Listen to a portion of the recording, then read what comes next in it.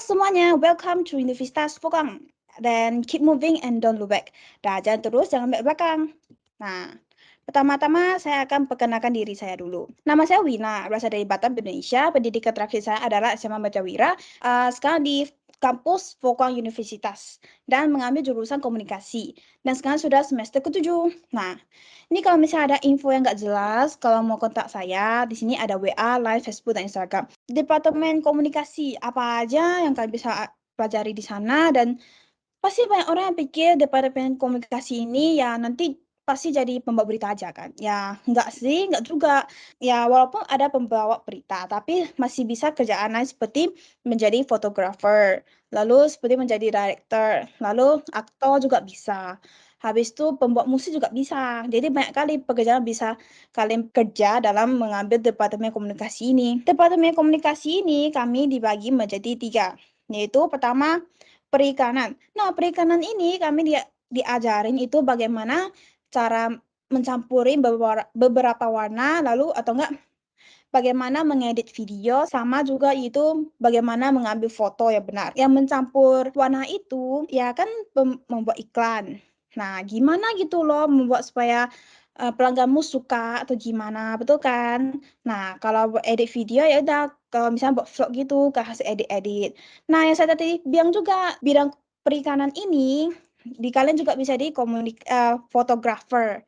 Nah, di sana juga diajarin kameranya yang mana bagus, pakai kamera apa, lalu pakai lens yang mana lebih bagus untuk foto yang mana gitu loh. Yang kedua itu adalah musik pop. Nah, musik pop ini kalian akan diajari bagaimana cara menulis lirik, lalu bagaimana caranya itu membuat musik. Nah, selain itu juga akan diajari bagaimana membuat MV gitu. Jadi, boleh dibilang sangat seru sih, tapi ya karena nggak ada kadang karena saya nggak ada talentnya, jadi saya harus ada sedikit kesusahan dalam membuat lirik sama membuat musik itu. Tapi seru juga sih udah buat gini, bisa dicoba sih. Nah, yang terakhir ini yaitu adalah media digital. Media digital ini kalian yang pembuat berita, wawancara, lalu menulis itu tes naskah gitu. Lalu kadang juga diajarin bagaimana membuat sebuah acara gitu. Jadi bagaimana membuat acara, susunannya gimana gitu. Jadi nggak bosan gitu loh dalam departemen komunikasi ini. Ada tantangannya, tapi juga seru kali. Jadi, wow, karena selain itu kalian bisa jadi aktor di sini, lalu bisa jadi fotografer, bisa jadi penulis lirik, lalu bisa jadi pembawa berita. Jadi baik kali pekerjaan yang kalian bisa dapat di departemen ini. Lalu next yaitu kehidupan kampus. Nah, kehidupan kampus apa aja yang bisa kalian dapat? Kalian bisa tahu kalau di sini tuh banyak kali ekstrakurikuler. Ya, contohnya itu seperti gambar-gambar di sini. Kalau misalnya yang suka anime itu bisa jadi cosplayer. Lalu yang suka dancing, bisa jadi masuk dalam ekstrakurikuler itu dancing pop. Lalu kami juga ada bidang ekstrakurikuler olahraga yang bisa kalian tahu itu ada sepak bola, lalu bulu tangkis, tenis meja. Nah, masih ada satu lagi yaitu memanah. Ya, itu jarang kali ketemu kan. Di sini ada memanah. Lalu juga di sini adalah belajar musik, musik tradisional sama musik tradisional sama musik modern. Nah, di sini banyak sekali hal yang kalian bisa pelajari. Jadi nggak bosan gitu loh. Selain itu, penghasilan apa yang saya dapat di sini? Penghasilan pertama, mendapatkan banyak teman yang menarik. Ya, bisa dilihat dari foto ini, saya mengikuti beberapa aktivitas, salah satunya itu adalah mengelilingi Taiwan. Jadi di sini tiba-tiba aja temanku bertambah gitu loh.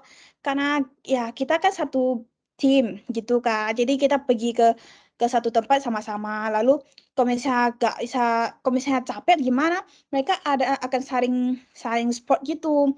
Jadi pas di perjalanan itu, wah capek sih, iya emang capek. Tapi karena ada mereka bantu gitu, jadi rasanya seru gitu loh.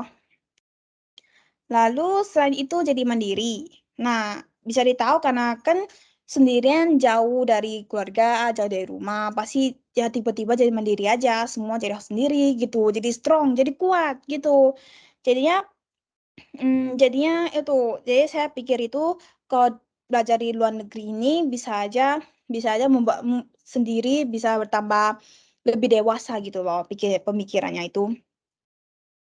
Lalu mengerti betapa capeknya mencari uang. Ya bukannya saya mau bilang kalau di sini itu intinya harus pergi cari uang, tapi enggak, kalau misalnya kalian ingin meringankan beban orang tua, kalian bisa aja part-time seperti saya sini. Saya di sini itu sambil kerja, sambil belajar, ya, tapi nggak nggak keganggu sih pas pelajaran saya nggak keganggu, jadi aman aja. Lalu next-nya itu, yang terpenting, kamu tidak sendirian. Yang seperti saya bilang tadi, saya mendapatkan banyak teman. Lalu pas pertama kali saya datang juga itu saya nggak sendirian loh. Hah, pas saya pertama kali datang, guru di sini langsung sangat, ramahnya datang menjemput saya dari airport, lalu ke tempat kos saya. Lalu Kak kelas dari yang kos itu dia menjemput saya ke kamarnya, membawa apa, beg saya lah semuanya, dia yang bawa naik gitu, bantu-bantu gitu. Lalu lama-lama ya saya dapat banyak teman, nggak hanya di sekolah, nggak hanya di kos, di tempat kerja saya juga gitu. Jadi seru kali di sini, saya nggak sendirian, nggak sampai kesepian gitu. Nah, next-nya itu foto yang akan saya sharing di sini yaitu, saya mengikuti beberapa ekstrakurikuler sama beberapa kegiatan yang di sini. Jadi saya bertemu dengan beberapa teman negara lain seperti Brazil, Malaysia, kadang ada juga Korea, Vietnam juga ada. Di sini saya akan membagi kepada kalian itu 4 tahun kelihatannya panjang, iya emang panjang, tapi jika tidak memakai 4 tahun ini untuk pemikiran masa depanmu itu ya makanya sia-sia aja sih. Ya terima kasih.